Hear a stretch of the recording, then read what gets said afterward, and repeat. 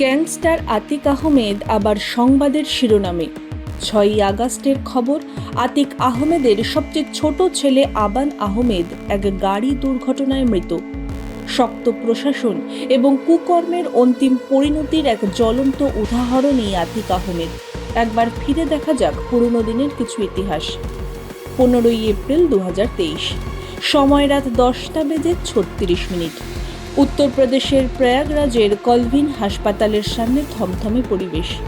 চারপাশে পুলিশের siren, media camera, flash আর মানুষের কোলাহল।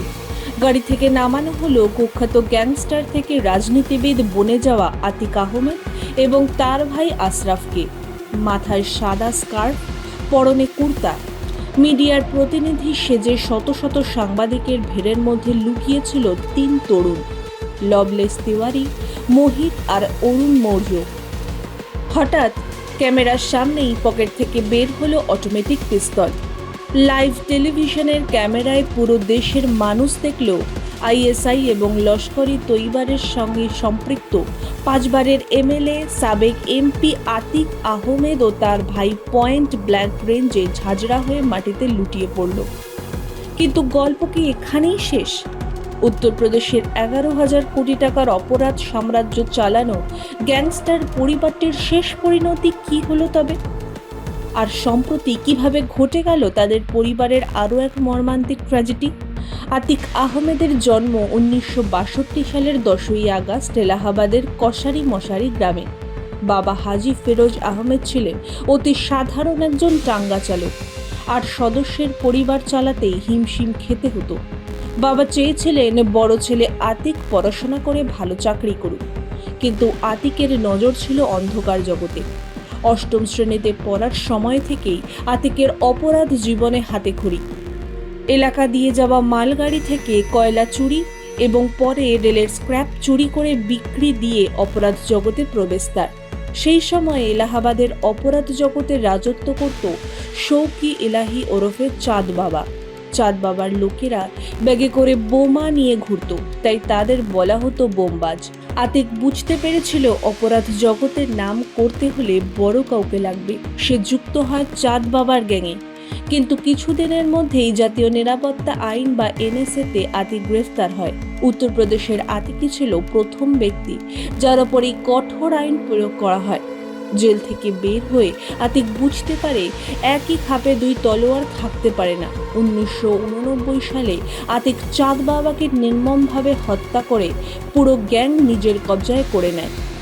চাঁদ বাবাকে খতম করার পর 1989 সাল থেকে 2004 সাল পর্যন্ত টানা 5 বার এলাহাবাদ ওয়েস্ট থেকে এমএলএ নির্বাচিত হয় আতিক। সন্ত্রাসের রাজনীতি যখন হাত মেলায় তখন তৈরি হয় অদম্য পাওয়ার।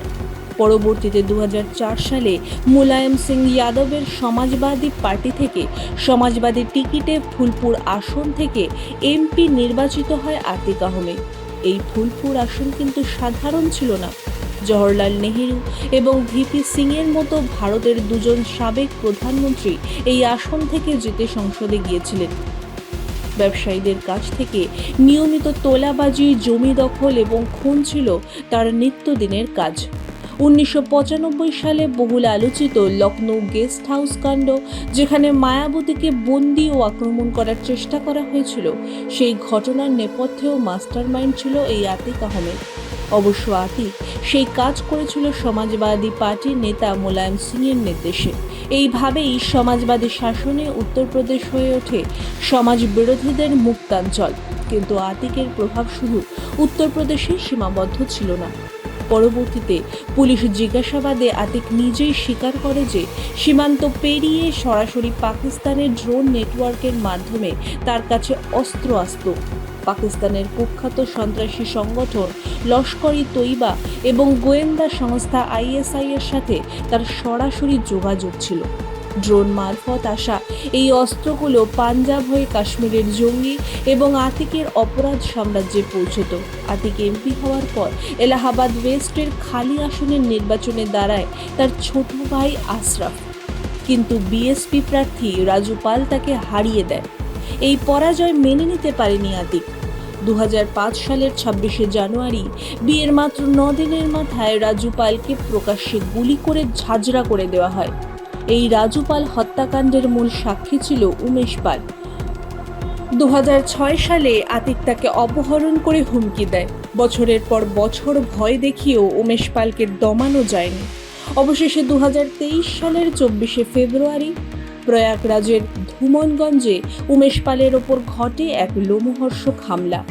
আতিকের তৃতীয় ছেলে আসাদ আহমেদ এবং তার গ্যাং দিন দুপুরে বোমাবাজি এবং এলোপাথারি গুলি চালিয়ে উমেশ পাল এবং তার নিরাপত্তা কর্মীদের হত্যা করে। এই পুরো ঘটনা সিসিটিভিতে রেকর্ড হয়ে ভাইরাল হয়ে যায়। এর পরদিনই উত্তরপ্রদেশের মুখ্যমন্ত্রী যোগী আদিত্যনাথ বিধানসভায় দাঁড়িয়ে করা হুঁশিয়ারি দেয়, এই মাফিয়াদের আমরা মাটিতে মিশিয়ে দেব। যোগী আদিত্যনাথের ঘোষণার পর পুলিশি অভিযান তীব্র হয়। 2023 সালের 13 এপ্রিল ঝাঁসিতে এক এনকাউন্টারে আতিকের ছেলে আসাদ এবং তার সহযোগী গোলাম নিহত হয়। আতিকও তখন জেলে। আসাদের দাফনে যাওয়ার অনুমতি আদালতের কাছে চেয়েছিল আতিক, কিন্তু তা মেলেনি। আর তার ঠিক দুদিন পরে 15 এপ্রিল 2023 লাইভ টিভির সামনে আতিক আর আশরাফকে যখন সাংবাদিকরা প্রশ্ন করেছিল ছেলে আসাদের শেষকৃত্যে গেলেন না কেন, আতিকের শেষ বাক্য ছিল, নিয়ে যায়নি তাই যেতে পারিনি। ঠিক তখনই আতিকের মাথায় বন্দুক ঠেকিয়ে গুলি চালায় ভুয়ো সাংবাদিক সেজে আসা 3 শুটার। মুহূর্তের মধ্যে শেষ হয়ে যায় আতিক ও আশরাফের জীবন। কিন্তু এখানে বড় কিছু প্রশ্ন থেকেই যাচ্ছে, যে 3 জন শুটার লবলেশ, মোহিত, অরুণ আতিককে মারল, তারা সাধারণ ঘরের ছেলে হলেও তাদের হাতে কিভাবে এলো তুর্কির তৈরি প্রিমিয়াম জিগানা পিস্তল, যার প্রতিটির দাম 6 থেকে 7 লক্ষ টাকা? তারা কি সত্যি রাতারাতি বিখ্যাত হওয়ার জন্যই এটি করেছিল, নাকি এর পেছনে লুকিয়েছিল অন্য কোনো বড় রাজনৈতিক চক্রান্ত? তারা আত্মসমর্পণ করলেও আজ পর্যন্ত সেই রহস্যের জট মেলেনি। আতিকের মৃত্যুর পর তার 11,000 কোটি টাকার সাম্রাজ্যের মধ্যে 3,000 কোটি টাকার সম্পত্তি বাজেয়াপ্ত করা হয় এবং বাকি অবৈধ আস্তানা বুলডোজার দিয়ে গুঁড়িয়ে দেওয়া হয়। পরিবারটি পুরোপুরি ধ্বংসের মুখে এসে দাঁড়ায়। কিন্তু ট্র্যাজেডির শেষ এখানেই ছিল না। সাম্প্রতিক সময়ে ঘটে গেল আরও এক ভয়াবহ দুর্ঘটনা। ঝাঁসি কানপুর ন্যাশনাল হাইওয়েতে আতিক আহমেদের সবচেয়ে ছোট ছেলে 21 বছর বয়সী আবান আহমেদ তার বন্ধুদের নিয়ে একটি দ্রুতগামী এসইউভি চড়ে ঝাঁসি জেলে বন্দি তার বড় ভাই আলী আহমেদের সাথে দেখা করতে যাচ্ছিল। সকাল 10:30 নাগাদ গাড়িটি অনিয়ন্ত্রিত হয়ে হাইওয়ে আইল্যান্ড ডিভাইডারে সজোরে ধাক্কা মারে। দুমড়ে মুচড়ে যায় গাড়িটি। ঘটনাস্থলেই মারা যায় আতিকের ছোট ছেলে আবান আহমেদ এবং তার বন্ধু সোনু। গাড়িতে থাকা বাকি 3 বন্ধু উমর, এজাম এবং চালক জায়েদ মারাত্মক আহত হয়ে বর্তমানে হাসপাতালে চিকিৎসাধীন। চালক জায়েদের কথায়, চোখের পলকে এক মুহূর্তের জন্য তন্দ্রা বা ঝিমুনি চলে আসায় এই দুর্ঘটনা ঘটে। বর্তমানে আতিকের অন্য 2 ভাই উমর লখনৌ জেলে এবং আলী ঝাঁসি জেলে বন্দী রয়েছে। ছোট ভাইয়ের দাফনে অংশ নেওয়ার জন্য সাময়িক জামিনের আবেদন করেছে তারা, কিন্তু এসবের মধ্যেও দেখা নেই আতিক আহমেদের পত্নী শায়েস্তা পারভিনের। পুলিশের জানা নেই কোথায় আত্মগোপন করে আছে সে। কয়লা চুরি করা সামান্য এক কিশোর থেকে 11,000 কোটি টাকার মাফিয়া সাম্রাজ্য, 5 বারের বিধায়ক থেকে সাংসদ, সেই সঙ্গে আন্তর্জাতিক সন্ত্রাসী নেটওয়ার্ক। আতিক আহমেদের এই উত্থান পতনের রক্তক্ষয়ী ইতিহাস আমাদের একটি চিরন্তন সত্য মনে করিয়ে দেয়। পাপের সাম্রাজ্য যতই বড় হোক না কেন, তার শেষ পরিণতি কিন্তু শুধুই ছাই আর ধ্বংস। আতিক আহমেদ মৃত, তার পত্নীর কোনো খোঁজ নেই। 5 ছেলের মধ্যে 2 জন ছেলে জেলে, 1 জন পুলিশ এনকাউন্টারে মৃত আর 1 জন গাড়ি দুর্ঘটনায় মৃত। আদালতের বিচার এড়ানো গেলেও সময়ের নির্মম বিচার থেকে পালানো অসম্ভব। বন্দুকের জেরে যে সাম্রাজ্য গড়েছিল তা শেষ পর্যন্ত নিভে গেল বন্দুকের গুলিতেই। 11,000 কোটি টাকার পাওয়ার, নাম আর অহংকার আজ সব বিলীন। আতিকের সাম্রাজ্যের পতনের সাথে সাথে আজ পুরো পরিবার ইতিহাসের এক করুণ ট্র্যাজেডিতে পরিণত হলো। ভিডিওটি আপনার কেমন লাগলো এবং এই পুরো বিষয়টি নিয়ে আপনার মতামত কি, নিচে কমেন্ট করে অবশ্যই জানান। ভিডিওটি ভালো লাগলে লাইক ও শেয়ার করুন এবং চ্যানেলটি সাবস্ক্রাইব করতে ভুলবেন না। দেখা হবে পরবর্তী কোনো ভিডিওতে। ততক্ষণ পর্যন্ত সঙ্গে থাকুন, দেখতে থাকুন মাধ্যম।